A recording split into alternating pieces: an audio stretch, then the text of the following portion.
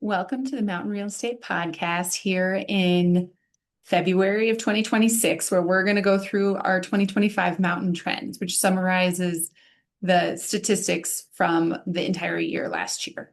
So nothing here is going to be a huge surprise. We've shared a lot of this on previous podcasts and in our newsletter, but it's just nice to have a full year of data and compare it to previous years to kind of understand where we are in the market trends.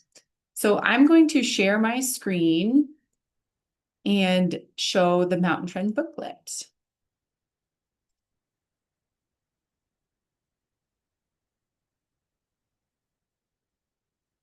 That's not it. I'm going to try this again. Two. All right. So now I am sharing my screen, so you should be able to see the Mountain Trends cover. All right. So we're just going to start with a historic market comparison. This is just good to kind of see like how fast things have moved up since the 90s. So obviously the good news is the trend line is up and to the right. We obviously saw things go up before the recession in 2008. We saw them come down and take a little bit to recover. And then we've seen things really appreciate significantly since then. We saw a little dip in 2023, but then a big jump again in 24, and then a smaller, but still up and to the right trend in 2025. So because Summit County is unique and we have so many different submarkets, we break it down by each of our submarkets here. And we look at three different comparisons. We look at the price, the number of properties sold, just to look at how much inventory is turning over, and then the months of inventory to see how much we have to choose from. So the average price for a property in Summit County was $1.51 million, and that includes all different property types. In general, the year was relatively flat. We did see more sales volume and higher average prices, but we saw kind of a big difference in different submarkets. So I'm going to talk through each one here. In Breckenridge, we saw prices down slightly, but still pretty flat. We are seeing some luxury properties that are selling for really high prices that influence the statistics. We did see more properties sold. So we saw 17% more properties sold, and we're still at about 4 months of inventory. So the rentability of the units is impacting pricing. So some of those condos or attached properties that can't be rented, we are seeing those take a pricing hit. The single family homes and new construction are continuing to sell at premiums. And then the properties that can be short-term rented are still continuing to appreciate. When we move to copper, we see the lowest inventory in copper. So the price fluctuations are pretty significant depending on what sells, but this year copper average price went up. The number of properties sold went down about 16%, which is significant. But because we have a smaller pool sample size, those numbers get swayed easier. And there's only 2 months of inventory because there's just not very much out there. We did see copper sales triple between 2020 and 2021, and since then things have flattened out. Next, we'll move to Dillon, where we saw minus 0.4. So again, relatively flat average price. We did see 8% more units sell, and the inventory is about 2.4 months. So in Dillon, we have seen good appreciation the last few years, and many more properties are selling. Properties on the lake are still really hot commodities. But in general, there's also a lot of older units and some higher HOAs that affect that appreciation. The other unique thing about Dillon that we'll cover a little bit more later is that there's different areas. So the lake properties tend to be a little bit more expensive and sell quicker, and the ones over in the unincorporated Summit County area tend to take a little bit longer, and there's a condo mix and a single family mix in that area. When we look at Frisco, we see the average price down about 5%, and the number of properties sold up 11%. The months of inventory is up to almost 4 months. So one thing to note in Frisco, we saw 2 properties sell over $6 million in 2025, which we have never seen before. We saw 9097 Flats close in 2025, which is a Main Street development that has several condos and some commercial space. That drove up the number of sales, but leveled out the pricing because so many of those were condos, which brings down the average price slightly, even though they're new construction condos. In Frisco, it's still a small market and the demand remains strong. In Keystone, we saw kind of average pricing. They were pretty much flat. We did see a lot more sold. There were a lot of new construction that were sold, and we're expecting Kindred to close in 2026, which is a development right near the gondola where we expect prices to increase. In Silverthorne and Wilderness area, again, we have kind of different pockets. One is when you can get a short-term rental license right now and when you have to get on a wait list. So those different areas affect pricing, but we are seeing the pricing go up in Wilderness. We're seeing new construction really driving that price up. And there's some luxury single-family homes that are over on Ptarmigan and also by the golf course that are driving these prices up, even though the number of sales are down.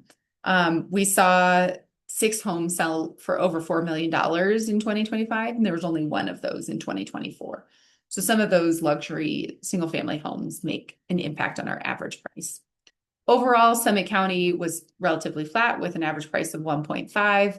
We did see higher sales volume, so we saw about 9% more properties sell than in 2024. And we saw the months of inventory at about 4 months, so that is continuing to increase over the past few years. So this breaks down the difference between the single-family homes and the condos. So all properties are really increasing at a steeper line, and the condos have really followed single family, but recently have kind of flattened out. And we've noticed that just on the ground as well, that condo properties aren't seeing that same appreciation. We're seeing a lot more negotiations in the condo properties, while the single family homes still have a lot of demand and are holding their pricing well. When we look at this, we're also looking at the number of properties sold. So while we took a big hit from COVID coming down to 2023, it's still continuing to creep back up relatively slowly, except for in the condo market. Like I was saying, really the condo market we're seeing a lot of available properties, but not a lot selling. So one thing that we've noticed is that the turnkey properties that are nicer are selling. It's the ones that need updates, that haven't been updated in a while, have been rented for a long time. And really, sellers are kind of testing the market and they're willing to hold on to it and make their rental income if they're not getting their price. So we are seeing a lot of those kind of test the market and come off. This year we did have a large sales volume, or our sales volume was a little over 1,200. The peak was around 2,000. So this year we sold around 100 properties a month, whereas at the peak it was 170 properties a month. So that shift still feels real. We're coming back to kind of a normal or up slightly below normal, but it feels very dramatic to come back down from where we were during COVID. All right, and on this side, we're going to look at days on market, discount, and months of inventory, and this is over all of Summit County. These are leading indicators that kind of help determine which direction are we going. Are we still going down? Are we coming back up? So the days on market is continuing to increase. Like I mentioned, some of those are people testing the market and willing to just sit on the market, but we're still far from where we were historically. As far as an average discount, we're seeing about a 3% discount. That is going up a little bit, which means buyers do have some leverage to negotiate. So properties on average are closing at 97% of list price, not 100%, which is normal, and really still in the context of the last decade. or two, we're in kind of a normal range for discounts. It is continuing to creep up. The more we creep up, the more buyers have the negotiation leverage. As we look at months of inventory, 6 is that magic number in the real estate world. I think in Summit County, because we have a constrained market, it feels a little bit lower where the buyers have that negotiation leverage, but it's also the trend of the line. So the line is less important, or the dash line is less important, but more that we kind of flattened out this year. So our average months of inventory was flat, but it's still higher than what we have been seeing in previous years. All right, now we're going to go into a little bit of a deep dive within each of our submarkets. And I find these graphs to be helpful so that we can compare kind of where things went up and down, both between condos and all properties, and the number of properties selling. I think some people might read the news and think that there's nothing selling, and this data shows us what's happening.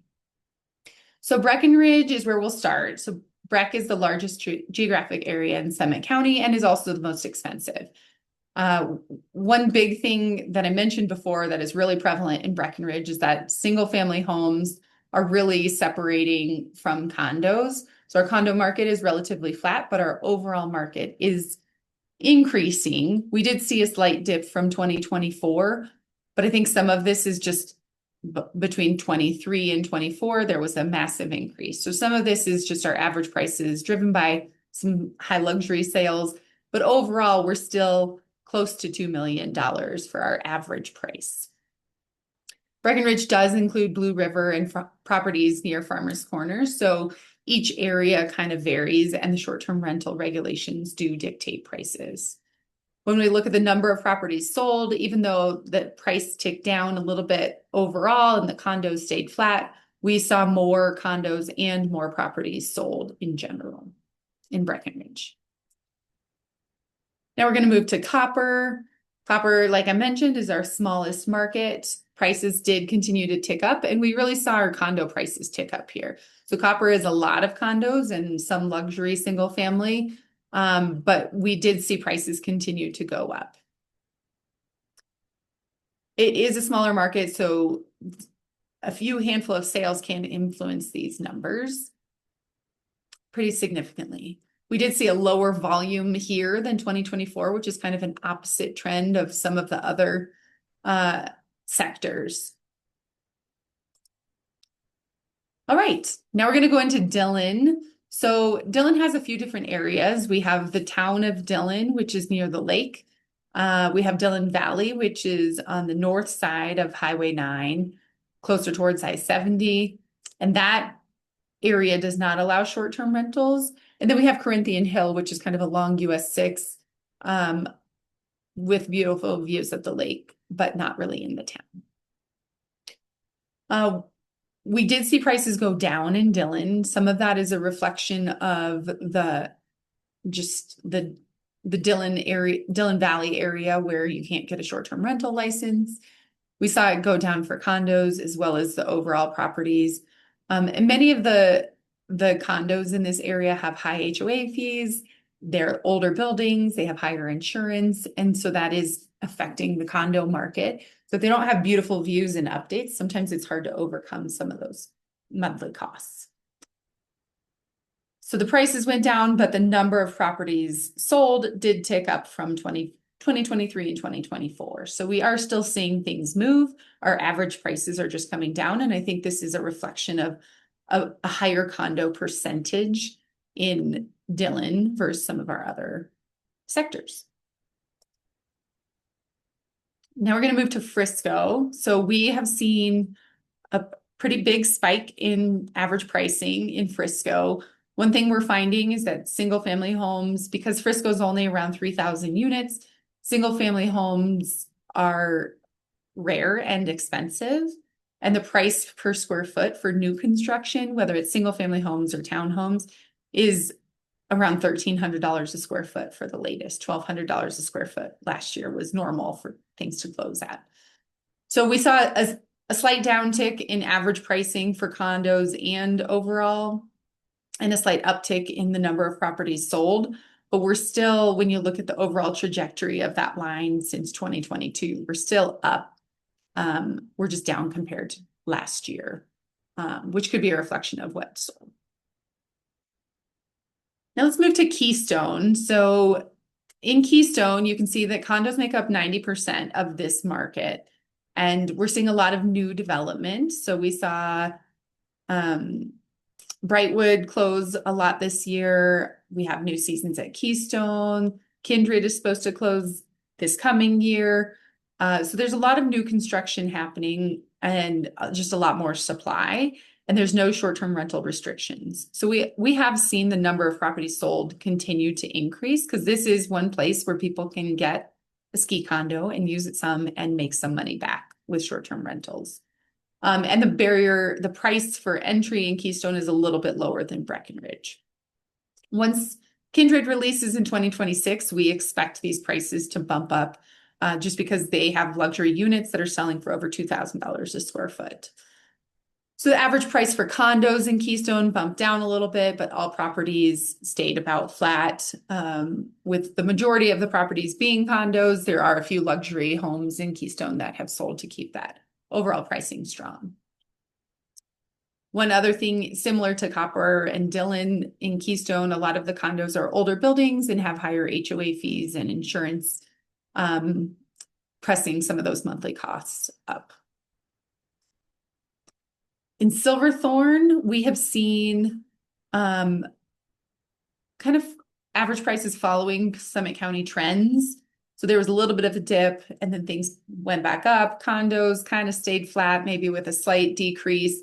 Some of that is the Wilderness neighborhood, which is not allowing new short-term rental licenses. In 2025, a waitlist was opened for that area. So there are short-term rental licenses that can be issued as properties are sold with licenses.